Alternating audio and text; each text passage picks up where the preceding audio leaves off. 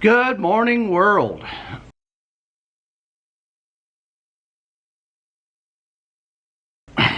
So this is workbench part 3. Take you around what I've already done that I didn't cover, that I did off camera, blah blah blah. So got my GoPro I'm going to put on for part of this one.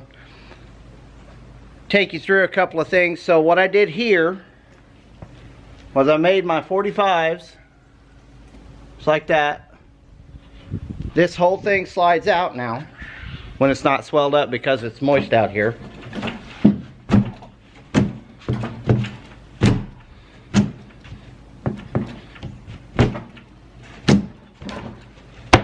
Man, it was sliding better than this. There it is. Let me put this camera down and get both hands on it. So this slides out just like so, revealing my saw. So I 45'd on both ends, and this lip here supports this top. I need to put a couple of bracers underneath this top right here.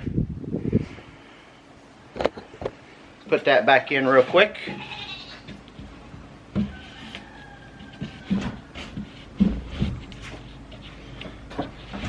I'm sure there's a better way to do this, but I don't know it.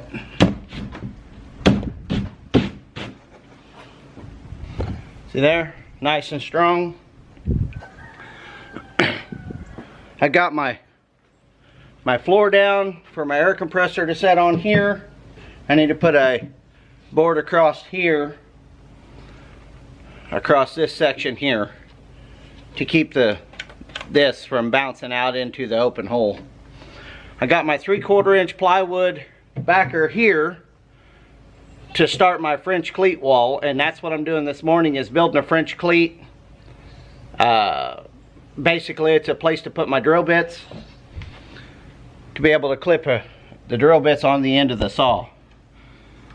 So what I'm doing there is I've got a chunk of scrap plywood. I know it's dark. My scrap plywood that I've got here, I'm going to cut it down into a 3-inch section of square, and I'm going to rip that 3 inches on a 45-degree angle in half at 1.5 inches. I'm going to put my GoPro on to watch that happen. Creed's just discovering us. Oh no, there's probably the neighbor. Probably the neighbor. So I'm going to rip that in half on the 3/4 inch or 45-degree angle, and that'll make our French cleat. Stay tuned. Hit that like button. Hit that subscribe button. We appreciate you, and hang with us.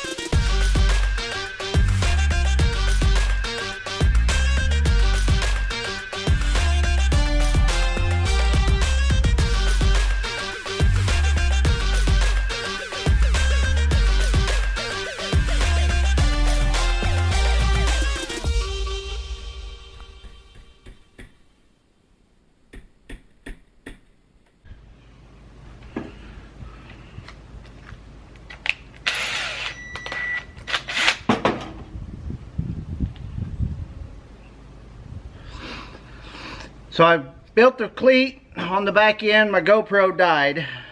Here's my block. Got my holes started. Cleat on the back of the block. Gonna hog these out to 1/4 inch.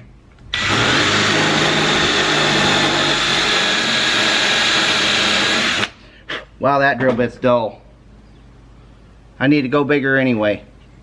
What I want to do is get the 1/4 inch end of these stuffed into that hole. So let me get a bigger drill bit and I'll be right back. Alright, I got, I think, the right size drill bit. Moment of truth. Look at that. Beautiful. Now I just got to do that a bunch more times. And I don't have a drill press, so it's hard to keep this drill straight up and down.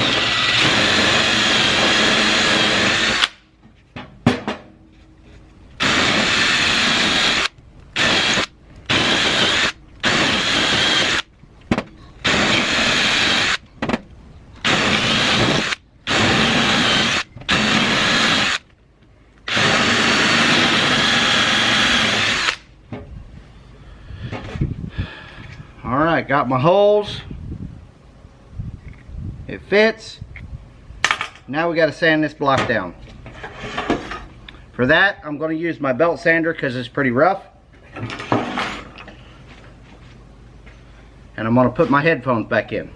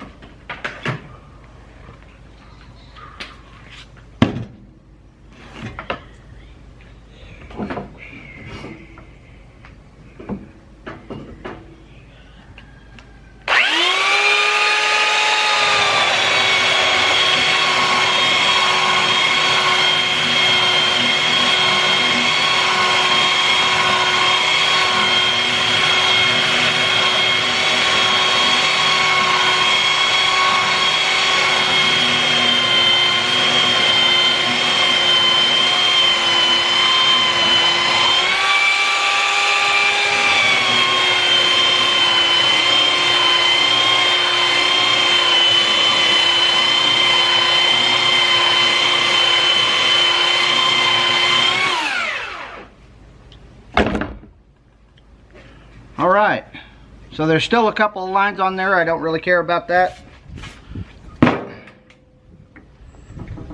These fit as advertised.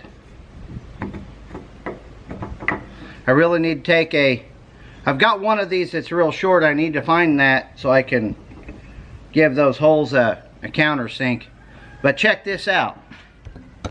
So, the French cleat is a pretty stable way to hang things, and it really does a good job. So, see there? The old French cleat doing its thing. It's 245s. You see how that locks together right there? 245-degree angles, and it holds it nice and sturdy.